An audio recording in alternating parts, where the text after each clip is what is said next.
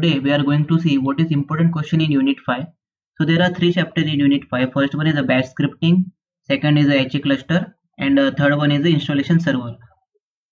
So let's see what is important question in Unit 5. First one is the what is the shell scripting.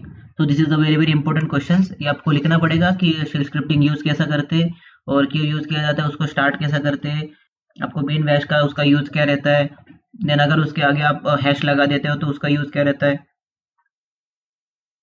Okay, then आपको shell scripting अगर access करना है तो उसके लिए आप क्या टाइप करते हो ये भी आपको लिखना पड़ेगा. ओके, देन नेक्स्ट आता है आपका इफ स्टेटमेंट.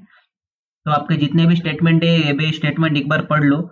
अगर स्टेटमेंट आपको पूछा जाता है तो आपको पहला स्क्रिप्टिंग के बारे में बताना पड़ेगा, व्हाट इज स्क्रिप्टिंग करके, फिर उसके बाद स्टेटमेंट आप लिख लो. तो आपके यहाँ पे आ जाता है इफ स्टेटमेंट है, फिर आपका रहेगा लूप्स क्या रहते हैं, फिर उसके बाद आएगा आपको what is the case statement in shell scripting. इसके बारे में अगर कभी भी पूछा जाए तो आपको क्या करना है, पहले आपको स्क्रिप्टिंग के बारे में लिखना है, फिर उसके बारे में बताना है. अभी यहाँ पे पूछा गया ट्रिकी क्वेश्चन की थोड़ा सा कि आप फर्स्ट 10 नंबर कैसे प्रिंट करोगे, तो आपको आपके हिसाब से लिखना पड़ेगा. तो आपको शेल स्क्रिप्टिंग का बाद जो भी पूछा जाए आपको स्क्रिप्टिंग का थोड़ा आगे पूछ सकते हो. Now we are in HA clustering. तो HA clustering this is the very important question. इसके बारे में पूछा जाता है तो जो भी आपको क्वेश्चन पूछे जाएंगे इसके बारे में आपको लिखना है विद डायग्राम्स. तो HA क्लस्टर क्या रहता है, क्लस्टर यूज क्यों किया जाता है, आपको वहां पे लिखना है. फिर उसके टाइप्स कैसे, ये भी आपको लिखना है कि उसके कंपोनेंट्स कौन से. This is a very important question कि उसके मल्टीपल नोड्स कैसे यूज किए जाते हैं, फिर उसका यूज क्या रहता है, इथरनेट बॉन्डिंग मतलब क्या, शेयर स्टोरेज कैसा यूज करते हैं, कौन सा उसको फाइबर यूज करते हो, व्हाटएवर. तो आपको सब लिखना पड़ेगा, ये भी एक बार पढ़ लो आप. फिर उसके बाद इम्पोर्टेंट रहता है कि आप उसके बारे में कुछ डायग्राम्स बनाओ. तो यहाँ पे रहता है नोड 1 नोड 2, ये शेयर कैसा होता है, ये सब आपको लिखना पड़ेगा. देन नेक्स्ट आता है HA क्लस्टर में एड एंड सॉफ्टवेयर कौन से. तो आपको ये भी याद करना पड़ेगा. तो ये भी एक बार पढ़ लो आपकी पीस मेकर का यूज कैसे, इंस्टॉल कैसा करते हैं, फिर उसको स्टार्ट कैसा करते हैं, थोड़ा प्रोसेस लिख सकते हो आप उसके बारे में. फिर आता है आपका इथरनेट बॉन्डिंग, वो यूज क्यों किया जाता है, सेटअप कैसे किया जाता है, ये वो आपको लिखना पड़ेगा.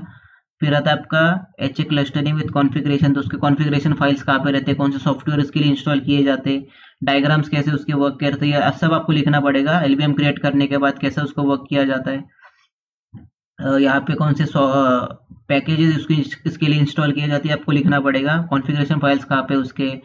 तो this is also important question, ये भी पढ़ लो. ये भी एक बार पढ़ लो आप कि क्लस्टरिंग विथ कहूँगा, ज़्यादा पूछेंगे नहीं लेकिन आपको अगर पूछा जाए तो आपको याद रहना चाहिए उसके बारे में, क्योंकि आपने एक बार पढ़ा हुआ था. फिर आप इसके बारे में अगर पूछा जाता तो HA क्लस्टरिंग के बारे में लिख के फिर उसके बाद उसके नेक्स्ट मतलब आगे का लिख सकते हो. फिर उसके ऊपर आपको ये भी लिखना है कि अगर उसको हम पिंग करेंगे तो सर्वर में क्या दिखेगा और कौन सी साइट को हमें पिंग करना चाहिए. देन नेक्स्ट आता है आपका कॉन्फ़िगरेशन. ये भी एक बार पढ़ लो, ज़्यादा नेसेसरी नहीं है इसमें भी, लेकिन आप पढ़ के जाओ जो भी पढ़ोगे आप. फिर आता है fencing. This is important question, ये यूज क्यों किया जाता है, उसके लिए क्या क्या लगता है, ये भी आपको पढ़ना पड़ेगा. देन नेक्स्ट आता है आपको नैनो क्लस्टर. तो ये भी एक बार पढ़ लो. देन नेक्स्ट आता है आपका this is a very important question, GFS2 file system. ये यूज क्यों किया जाता है, उसके लिए कौन से पैकेजेस इंस्टॉल करने पड़ते हैं, फिर उसके बाद वो सेटअप कैसा करते हैं, सब लिखना पड़ेगा आपको. तो ये थोड़ा सा ध्यान से पढ़ लेना. फिर नेक्स्ट आता है आपका step 2 configure a network server as a installation server. ये भी आप इंपॉर्टेंट क्वेश्चन, ये भी पढ़ लो कि इंस्टॉल कैसा करते हैं आप. फिर आता है पिक्सी बोट के बारे में पढ़ लेना. फिर FTP सर्वर से कैसे उसको एक्सेस करते हैं ये एक बार पढ़ लो. पिक्सी बोट आपका क्लियर हो गया. फिर उसके बाद आता है DHCP पिक्सी बोट. तो आप ये भी लिख पाओगे कि कैसा उसको लिखना है और उसका यूज कहाँ कैसे किया जाता है. And this is a very important question, kickstart file से ऑटोमेटिक इंस्टॉलेशन कैसा करते हैं, तो ये भी आपको लिखना पड़ेगा. तो these are the important question in unit 5. Means वहाँ पे आता है आपका किकस्टार्ट फाइल, फिर आता है आपका DHCP सर्वर, फिर आता है आपका HA clustering and bash scripting. These are the important questions in Unit 5. Thank you so much.